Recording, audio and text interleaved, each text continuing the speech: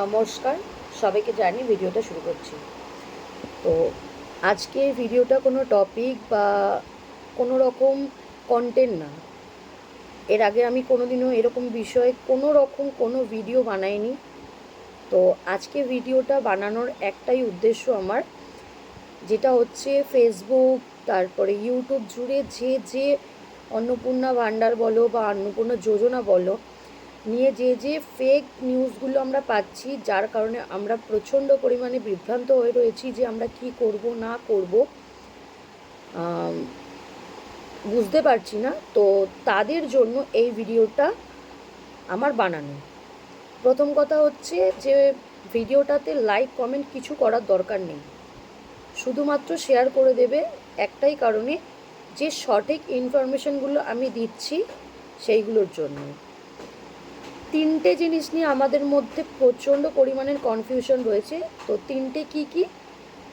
এক হচ্ছে যারা অনলাইনে ফর্ম ফিল আপ করেছে, দুই হচ্ছে যারা অফলাইনে ফর্ম ফিল আপ করেছে, তিন নম্বর হচ্ছে যারা অনলাইন অফলাইন দুটোতেই ফর্ম ফিল আপ করেছে। তো প্রথমে বলি, যবে থেকে এই অন্নপূর্ণা যোজনার ফর্মের ব্যাপারটা সবার মধ্যে ছড়িয়েছে বা জানা গিয়েছে, তো তবে থেকেই মানুষের মধ্যে কিছু না কিছু কনফিউশন রয়েছে। তো ক্লিয়ার করে দিই সেটা, যেহেতু আমি কালকে সবাই হয়তো জানো যে 15, 16, 17 তিন দিন জুড়েই সারা রাজ্যে জনকল্যাণ শিবির চালু হয়েছে। তো প্রত্যেকেরই ব্লকে কোথাও না কোথাও শিবির বসেছে। ওখান থেকে তোমরা যাচ্ছ, যথারীতি ফর্ম ফিল আপ করছো, সব ঠিক আছে। আমি যেটা কালকে গিয়ে জানতে পেরেছি, তো সেটাই আমি তোমাদের সাথে শেয়ার করছি। প্রথম হচ্ছে, আমি অনলাইন অফলাইন দুটোতেই ফর্ম ফিল আপ করেছিলাম। তো আমার কনফিউশন ছিল একটাই, যে আমি অনলাইনেও করেছি অফলাইনেও করেছি, তো সেক্ষেত্রে কি আমার ফর্মটা কি রিজেক্ট হয়ে যাওয়ার চান্স আছে? তো প্রথমেই বলি, না। যদি তোমরা অনলাইন করে থাকো বা অফলাইন করে থাকো, কোনোটাই রিজেক্ট হবে না। শুধুমাত্র সরকারের হাতে যেটা আগে পড়বে, যদি অনলাইনে যেটা ফিল আপ করেছো সেটা যদি আগে পড়ে, সেটার এগেনস্টে তোমার সব কিছু ভেরিফিকেশান হবে। ভেরিফিকেশান হওয়ার পর তোমার অ্যাকাউন্টে টাকা আসবে। আইদার অফলাইনে যেটা করেছো সেটা যদি তাদের হাতে আগে পড়ে, তাহলে সেটা ভেরিফিকেশান হয়, সেটার থ্রু টাকা তোমাদের অ্যাকাউন্টে আসবে। হয়ে গেল প্রথম কোয়েশ্চেনের আনসার। আচ্ছা, সেকেন্ড এবার বলি, যারা অফলাইনে করেছো তাদেরকে আর নতুন করে অনলাইনে করার দরকার নেই, আর যারা অনলাইনে করেছো তাদেরকে আর নতুন করে অফলাইনে করার দরকার নেই। এটা শুধুমাত্র যারা 3 তারিখের আগে ফর্ম ফিল আপ করেছিল, এটা শুধুমাত্র তাদের জন্য আবার অনলাইনে সাবমিট করতে হবে। এছাড়া 3 তারিখের পর যারা ফর্ম ফিল আপ করেছো অনলাইন বা অফলাইন, তাদেরকে নতুন করে কোথাও কিছু আর করতে হবে না। আরও একটা কথা, যে গুজবটা অতিরিক্ত ছড়াচ্ছে সেটা আমি ক্লিয়ার করে দিই।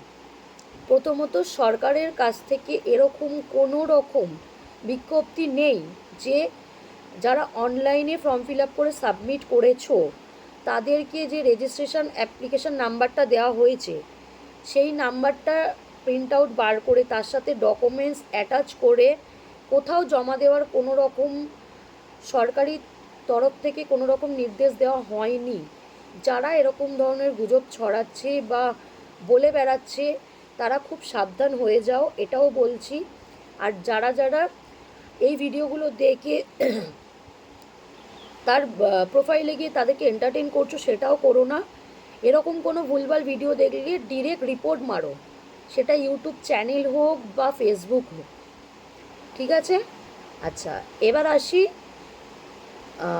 অনলাইনে যারা ফর্ম ফিল আপ করেছো তাদেরকে একটাই কথা বলার আছে, নতুন করে স্টেটাস দেখার মতন কোনো সিস্টেম এখনও চালু হয়নি।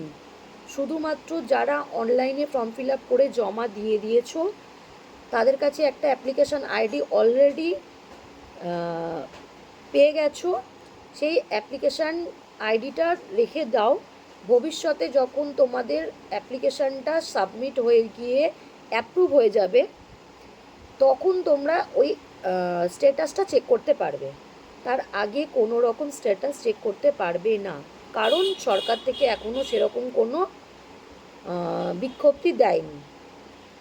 তো শুধু শুধু ফেক ভিডিও দেখে কোনো রকম বিভ্রান্তি সৃষ্টি না করাটাই ভালো আমার মতে বলে। তো নিজেরা ভালো থাকুন, সুস্থ থাকুন, আর এইসব গুজব থেকে নিজেদেরকে দূরে রাখুন। কারণ সামান্য কিছু লাইক কমেন্টসের জন্য আমি যা দেখতে পাচ্ছি ফেসবুকে প্রচুর প্রচুর মানে ইউজাররা রয়েছে যারা এরকম ধরনের কন্টেন্ট বানিয়ে পোস্ট করছে। তো সবার আগে একটাই কথা বলে দিই, সরকারি কোনো জিনিস নিয়ে কোনো কন্টেন্ট তৈরি করবেন না। আর এটা যদি কোনো রকমভাবে সরকারি কারোর চোখে পড়ে তার জন্য কিন্তু আপনার শাস্তি হবে, ঠিক আছে? এটা কোনো বিষয় নয় কন্টেন্ট বানানোর। তাই সবাইকে দয়া করে একটাই কথা বলবো, যদি আপনারা অফলাইন বা অনলাইনে ফর্ম ফিল আপ করে থাকেন তাহলে বাড়িতে চুপ করে বসে থাকুন। যখন এরকম কোনো ইনফরমেশান আসবে তখন নিশ্চয়ই আপনারা খবর পেয়ে যাবেন। তার আগে ফেক ভিডিও দেখে কোনো রকম বিভ্রান্তি সৃষ্টি করবেন না নিজেদের মধ্যে। আর এমনিতেই এখন প্রচণ্ড গরম, সামান্য এই ভুলভাল ভিডিও দেখে এখানে ওখানে ছোটাছুটি করবেন না দয়া করে। এটাই আমার তরফ থেকে একটা আপনাদের কাছে ছোট্ট বার্তা ছিল। যদি মনে হয় যে আমার কথাগুলো মানে ইনফরমেটিভ, তাহলে আপনারা দয়া করে ভিডিওটা শেয়ার করে দেবেন। ধন্যবাদ।